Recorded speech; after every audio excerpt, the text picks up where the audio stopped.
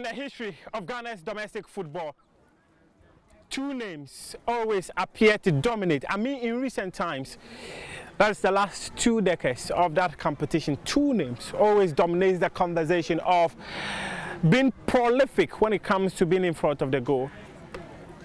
Ishmael Addo and Kwabena Bekoe. Bekoe's story, especially at Kumasi Asante Kotoko, was such that he scored so many goals to the extent that people were now wondering what kind of a striker was he. As you recall, the 2008-2009 President Cup contest between Kumasi Asante Kotoko and House of Lions. I always call it the Bekoe and Dominic Adia show. What a contest that was. But how come this gentleman scored over 40 goals playing for Kumasi Asante Kotoko within a brief spell? He also played for the national team. He went to Egypt, Petrojet, where he had an incredible career. Now, he's back, trying to impart what he learned on the pitch on the next generation of players he think can feel into his shoes or even be better than him. Today on Prime Take with me, Muftau Nabila Abla, I'm speaking to former Kumasi Asante Kotoko forward, Bekoe. Eric, thanks for your time. It's always been a pleasure. How you doing? I'm good. I saw you moving players into spaces earlier. Yes. Yeah, that's your new hobby now? Yeah, because we're once on the field and we know all the ins and outs of the game and we are still learning. Yeah. And so we are trying to give them the right foundation so that the future can be very easy for them to enjoy the game football. How did you start your footballing career? I started from Kotobarbi, Swag Park, where we used to play small pools, and I was scoring like hell. And so they do encourage me. The senior ones among us, they do tell me, Eric, me at home, you become a good striker in the future. So they keep on telling. But the unfortunate thing is, I didn't play for the school team. Nothing, because my parents were like, it has to be education first. So I was more concentrating on education to have at least a set that in case, because our football life is not promising. Yeah. It's anything can happen on the way. So I had a diploma in graphics. Yeah, I had a diploma in graphics. I also had my chance at the same Kotobarbi Swag Park when the professionals were playing Monday Special. And I had the chance to play with almighty John Joponwia during that days. He has won the world best. Yeah, 1995. Yeah. Euro best, African best, yes, and world best the same year. Yeah, and then I had a chance to play along the likes of Osei Kufuor and co. I mean, all the top players that Ghana can boast of. Yeah. And then I scored a magical goal, and that is where I had my chance into the under-17 team. Yeah. Oh wow! So your football there just started from play street football and straight to under-17. Small pool, then we got there to under-17. And it's all about hard work, dedication, perseverance, and sacrifice. You mentioned that your parents never wanted you to focus on football. They wanted the education first. Yeah. What kind of a family did you have? I'm from a footballing family. My uncles are former House of Oak footballers, and then one also played for Kumasi Asante Kotoko. So we had it in the blood. But they wanted me to have, a good educational background, whereby when I'm no more playing, you can see some of our senior men going to Super Sports and BBC and all that. Yeah. You need to express yourself when the chance comes. And also, even when you go outside there, the management or the technical don't have time to be giving.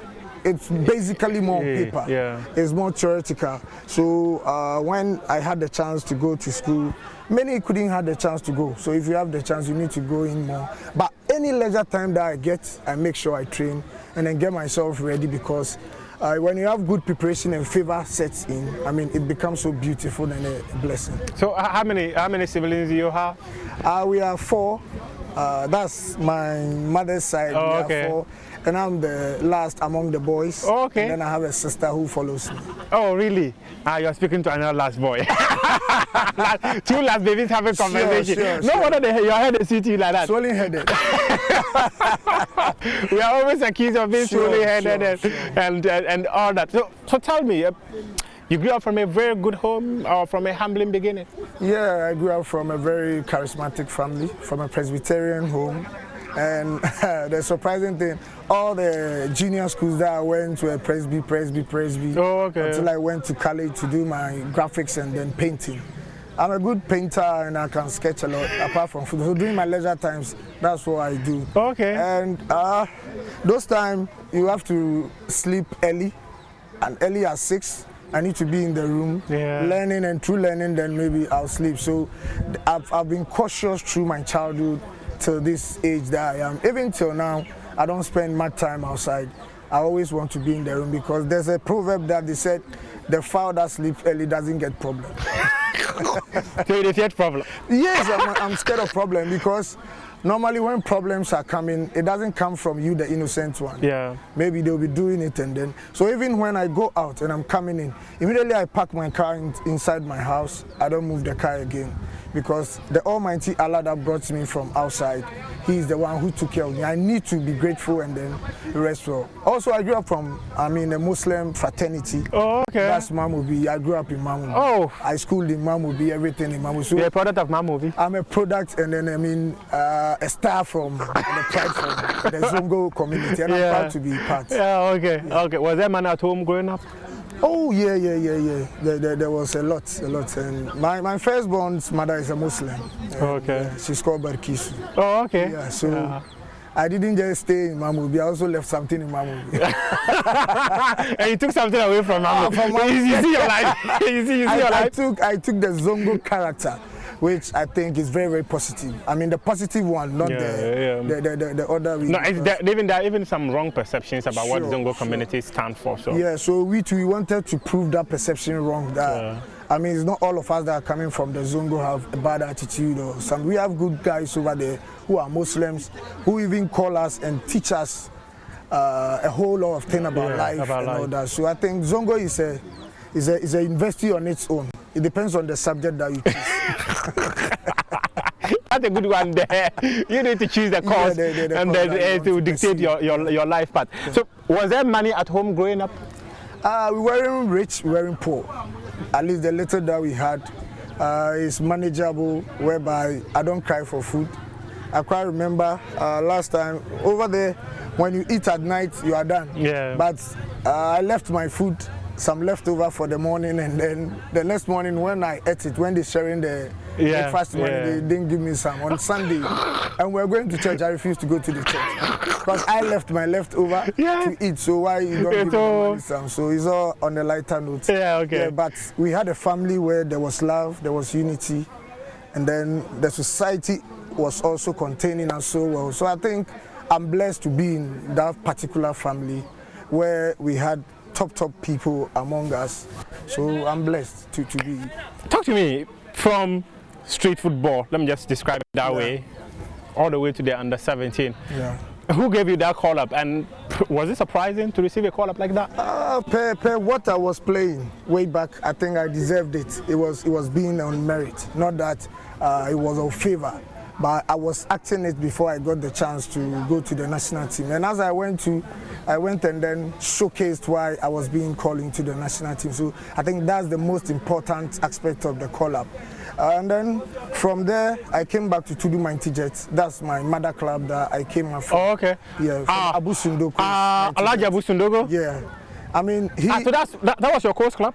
I played for Kindogo. That was the coast club of Mighty Jet. Oh, okay. So from the coast to Mighty Jet. Oh, okay. So from Mighty Jet, and then John Satuko spotted me at Tema Park. Oh, okay. When Mighty Jet were playing against Power FC. That is where the now Coleman now Bekoe saga started.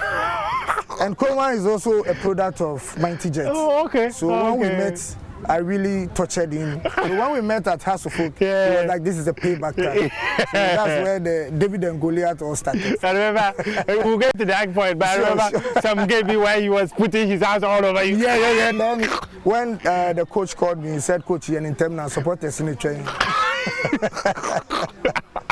It was good. A very, very good thing to happen, because as a footballer you need to take challenge to make you the better one that you want to be. Yeah. So how would you describe your career at Mighty Jets?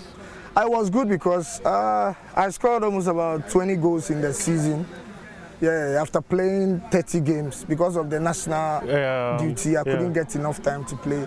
And it has continued, because even in Kotoko, I couldn't get enough time to play because of the national assignment. Sometimes when the team travels, I'll be going with the national team. Yeah. When I'm coming back, I'm traveling again. So I only played 23 matches and then I scored 17 goals. Yeah. But for the Africa, I played 10 matches, 10 goals, and I was the top scorer of the confederations. I remember that season very well.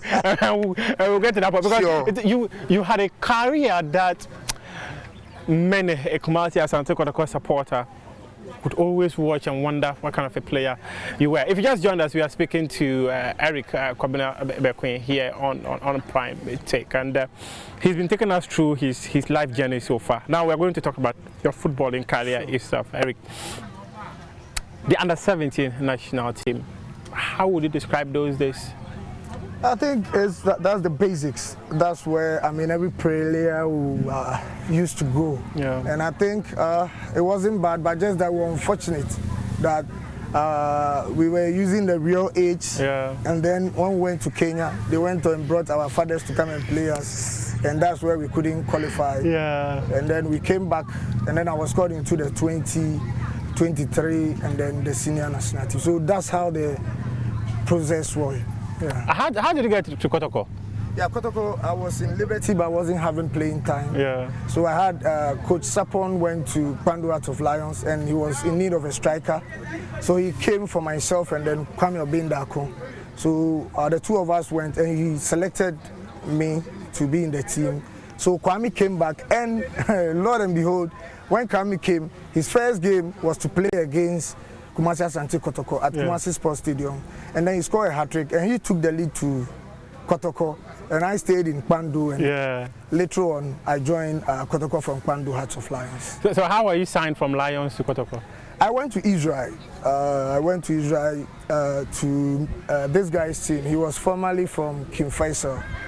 Yeah, Alhaji Gruzel's player. He was there. Their team that I went to, but things couldn't materialized. So I was coming, I met the late Jerry Asari. Oh, okay. And then the transit launch, he asked me if I get Kotoko, will I play? I said, yeah, it's a dream come true. Because I've been paying my dues as a fan. So if this chance should come, I'm going to grab it and grab it well. And then that is where it all started.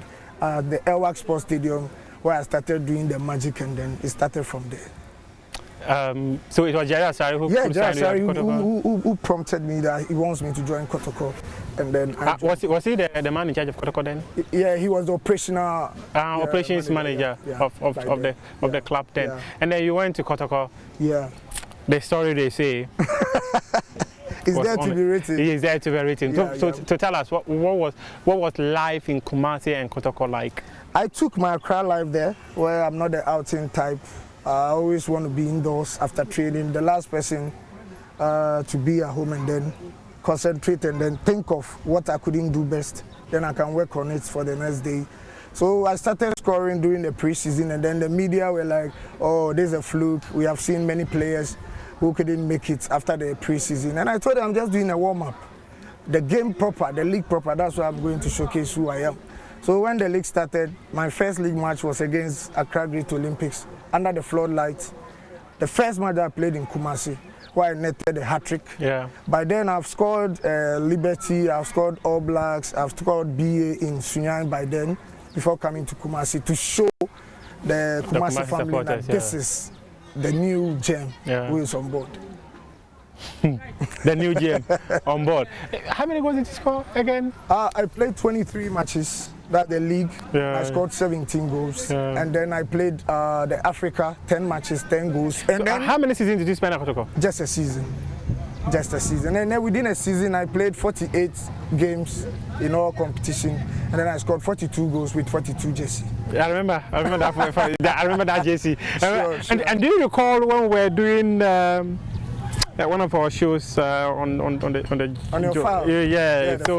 So you were there, and then in fact you wore that jersey. I recall that so well. Just a season at Kotoko, but you wrote your name in the history books of Kumasi. Boldly in capital letters.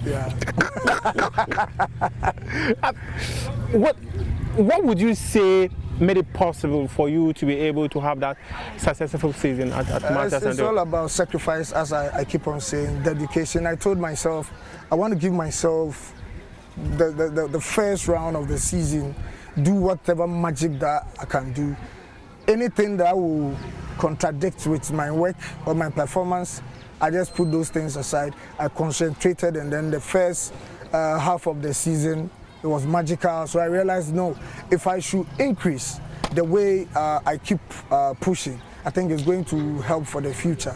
So when I kept on pushing, I think it brought a fruitful something for the future. If you just joined us, we are speaking to Eric Bekoe, a former striker of Kumasi Asante Kotoko, a former striker of Petrojet. He's also a former striker of the Black Stars, where at Kotoko he scored incredible number of goals, 42 goals in just a single season. That's massive. I remember you were working with Bashir Hayford, right? Yeah. What kind of a coach is he?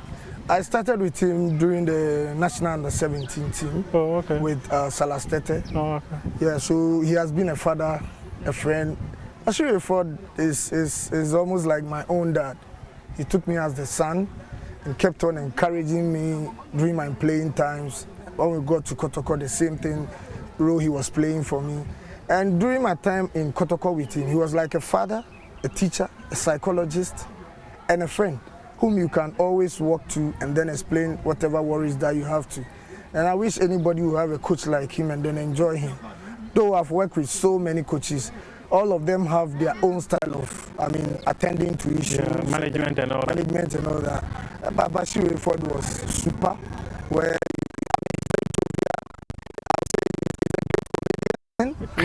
when things are tough, he can create something out of nothing for you to forget about your worries.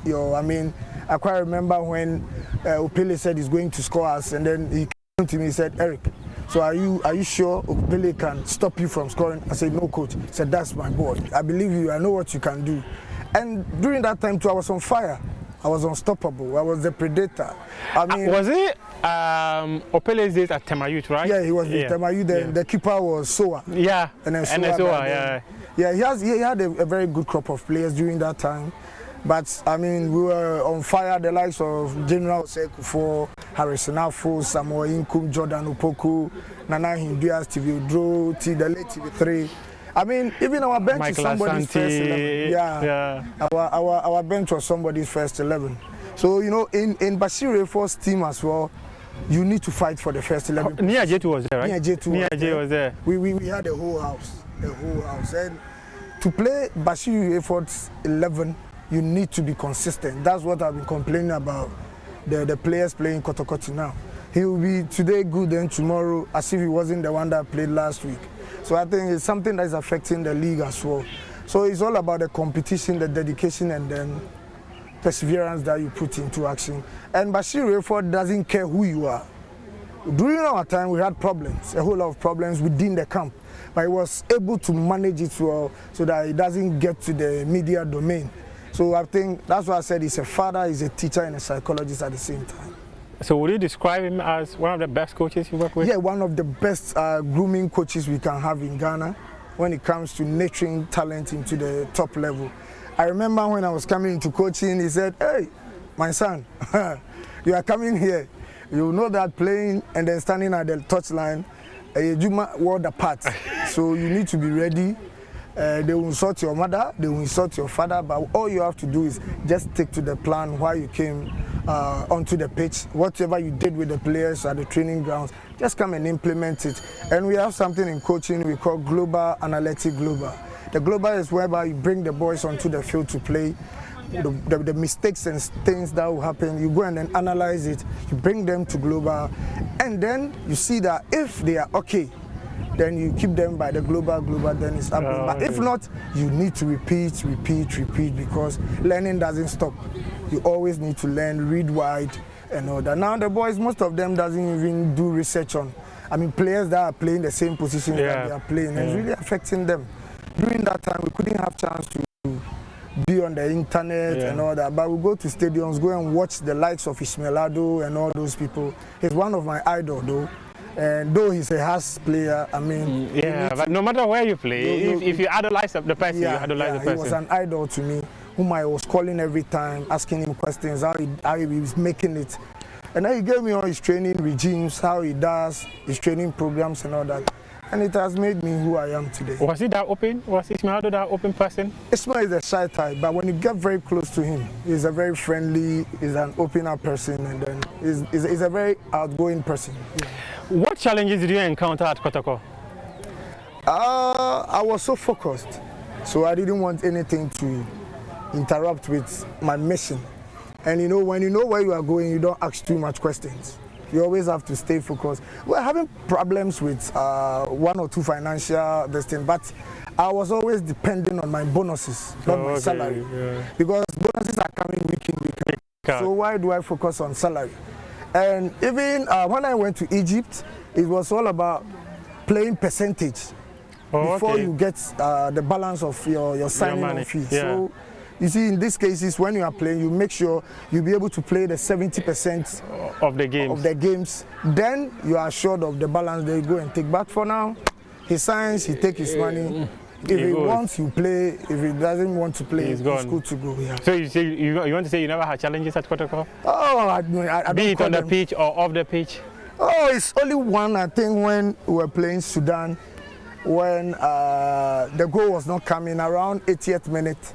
That I scored the goal, but after scoring, not knowing, the fans thought we cannot equalize the goal, so they went and loosed all my 4 ties at the VIP parking lot. They deflated your ties? They deflated all. So, but the good thing is, that same place, there was a Kotoko fan who ordered for 4 brand new ties with a spare tie, and then meanwhile my tie wasn't even good. So, I mean, it was a blessing. There was a replacement for you. Yeah, it was a blessing in disguise. I often hear Kotoko supporters, they are very generous. They give. Very. That is why they are very demanding. A Kotoko fan doesn't need a penny from you. Trust me. They always give out. So they always want results. So when I came to Kotoko, I first of all approached Opokwefrie and I asked him, how do we play Kotoko? He said, hey, point of correction. We don't play Kotoko, we worship it. We write our name boldly in capital letters in Krobia, then you leave it. You don't enjoy Kotoko financially until you are done playing Kotoko. Where you have left a mark, that is where you are going to enjoy. And as we speak, I'm enjoying Kotoko more than when I was actively playing. How?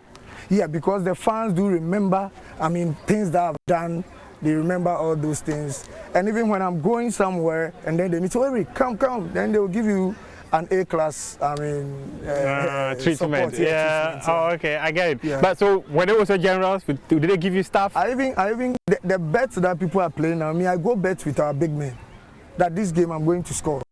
So I don't even watch the bonuses, but the bet that I've won, I need to go and score and then take my money. so you go into an agreement and tell them I will score. The likes of Banu and Co. You tell me, Eric, Oshami will hotel Abrabeju Sika. And then when I score, Maza, job done. And you know, a gambler never counts his money until the deal is done. So I make sure I finish my work, then I go for my money. Yeah. So as you can see, the training that we're doing, that's what I'm impacting in them. You need to have that fighting spirit. Always have the winning mentality, and then you are good to go. Always have the winning mentality, and then you are good to go. But I also recall that during your season at Kumasi Asante Kotoko, there were many assignments that took you off the league games and even other competitions for Kumasi Asante Kotoko. How did that affect your career with the Porcupine Warriors? No, I think it did not affect me. Rather, it gave me a very bigger platform for me to excel. Just that Ishmael Addo's record was my target, where I wanted to break it, that 23 goals. Yeah. But due to absenteeism, these were not in class, but on the field, due to national... Every absenteeism be absenteeism. So due to that, I couldn't have the chance to do what I wanted to do. But I was happy I left a legacy where about 6 trophies I won it alone. I mean, the Goal King title, the best player. You people, your award, the swag player of the year. Swag award, Yeah, the BK Duse Memorial Award of the season. And then 1 award from the United States supporters of Kumasi Asante Kotoko. And then also the Confederations Cup. And the best player was given a car, VW Suran, which dedicated to my mom. I gave it to my mom for the 9 months of labor. So that at least this is just a point of knowing what I'll do for her in future. After I bought him so many cars, and then So you made money in football, right? Oh yes, I would say I made money because in football it's all about after playing, where do you put your head? Yeah. Yeah, but when it comes to assets, I'm okay. But maybe let's say physical, I might not get enough for you, but for assets, I thank God for how many. Because always I do advise my players, as you are playing, any chance that will come, remember the blocks. Yeah. Remember the cement, remember the sand. And after football, nobody will sit somewhere and tell you that you wasted your time for playing. You don't have a place to sleep. That's the issue. Oh, you've done well for yourself. That's quite impressive because there are many people of your playing mates, your colleagues. Some of them are even struggling to make ends meet in life. Yeah, it's due to the way the ends were coming. You might think that tomorrow it will come. We have a bed, a proverb that we say, whenever it's raining, he said after the rain I'll build. Yeah. But when the rain finishes, he's good to fly. He will fly everywhere until it rains again. So I didn't want to be like that bed. I wanted to do something down because I foresaw that football is a very short span business. So you quickly do it and then you remove your hand from it. That's a good one. Then let's talk the national team. Yeah. The national team, despite your... No, I'll come to the national team. Let me stay with the club football. Yeah, because I wanted to go to the national team because despite your how prolific you were in front of goal, I recall that many people actually thought, this Black Star striking line is Bekoe's own. Yeah. But that story will come to it pretty soon. But you left Kumasi Asante Kotoko for Egypt. For Egypt, you went to Pretoria. I remember when the stories came up, how disappointing it was that you were leaving. Zamalek fans too were waiting for me. When I got there, they were like, "It's too small for Zamalek." I mean, we have giants like Ahmed Zaki and Co. Who is this boy? He's too small. Meanwhile, I was the top scorer in the Ghana Premier League and even in the Confederation Cup as well. They want giants to play with. So I was about to come to Ghana when the agent said, there's a team that wants to have my signature as every team because I had Russia by then, which was valued for $1 million. So I said, let me come and then just travel to Russia. So the team came in, they said they want to sign me on. So when they signed me, and then I told them, I'm going to prove a point by scoring all those big clubs in Egypt. And I scored Ali, I scored Zamalek, and then I took Petrojet to Africa, 4 matches, 4 goals until I got injured, and then we were moved out of the Confederation Cup. Yeah. But I was top scorer. I joined top scorer over there too as well, that same season. How many goals did you score? I scored 14. 14 goals. Yeah. Oh, and we were joined one guy from Senegal. Yeah. Buba. He was called Buba by then. And I think I was one of the best foreign players to grace the Egyptian league, if not to blow my own horn. Egypt too didn't help you that much. Sure. Because if you look at how your career, if you look at the trajectory of your career, it was like that. Come on, Eric, always scoring goals, but Egypt too never helped you. I think without every car that overspeeds gets accident. so you had accident? I had accident on the road. Yeah, but at the end of the day, the legacy that I left was what is more important. Yeah. And then during my time in Black Star as well, the likes of Asamoah were there. Junior Agogo has finished with 2008. Matthew Amwa and co. So I would say it's not only to play for the Black Stars, that's the main mission, but how you position yourself, how you leave a legacy for people to remember you. I'm not sure it would have even chased me here at this sunny moment that we are in now. But because of a certain mark, a certain legacy that I've left, that's why great people like you and a great station like Joy are here to. Don't patronize that. It's okay. Don't patronize that. It's okay. That's a good one. That's a good one there. But any disappointments of not playing for the national team? Never, because in my life, I don't know what is called disappointment. I have something called a game changer. When in life you don't have a plan B, that's where you have problem. So for me, as I was playing, or as I told you, I have my diploma. I was doing some part-time artworks during my leisure times, and it shouldn't base only on football. Though football doesn't have half time, football is a full-time job, but at least you need to have something that will be moving you. And I can't open all my sackcloths outside for people to know what I'm doing behind the scene. But for now, you only know I'm into coaching now, trying to build the foundation of Ghana football as well. I'll come to the coaching aspect, but let's stay on the national team. You look at the caliber of players who were there, and you came in. Do you think that you went into the national team at the right time, or if you had gone there at a time, the likes of Samuel Jan, Matthew Samuels, and Co were not there, you could have had your way? Yeah, I think if it was to be today, you know, with the prowess that I was showing by then, I would have had it comfortably over there. But I mean, you can't say anything about. You can't tell the time that God wants you to be there. Yeah, because every day is a working day. Yeah. So you always have to be ready. Whenever you get a chance, you just produce what you have to do and then leave the rest to God. I also remember when you came back from Egypt, you played for other local clubs. Hazakes, I remember. Yeah, Hazakes. I came to Chelsea. Yes, you when I was being disappointed by the Kotoko management by then, so I decided to go to Chelsea. Were you hurt? I was very hurt because I think most of the discussion was for my coming back to Kumasi. That's why I even cancelled my contract in Egypt to come. And then when I got here, he started bringing some hula balloon. He's injured, he's this, he's that. So I was even lucky to play that season. It was because Chelsea was playing in Africa. Yeah. So they have, a chance to register more players. That gave me the opportunity to even be in the league that season. So I've been registered on the last closing day, the closing day of the registration. Of the window. Yeah, and then I had a chance to register for Chelsea. And I caught House of Folk there, I gave it to them. And some of the fans of Kumasi Asante Kotoko shouted, "Oh, this cripple have scored you. For us, he can't score us." Meanwhile, I was their legend. I was part of the people that gave them that happiness during that time. But I'm not saying all the Kotoko family, but some were, because I foresee that they were hurt. Some were hurt without knowing the inside of the issue itself. So when Kotoko was coming to Bekoe, I was sick throughout the week.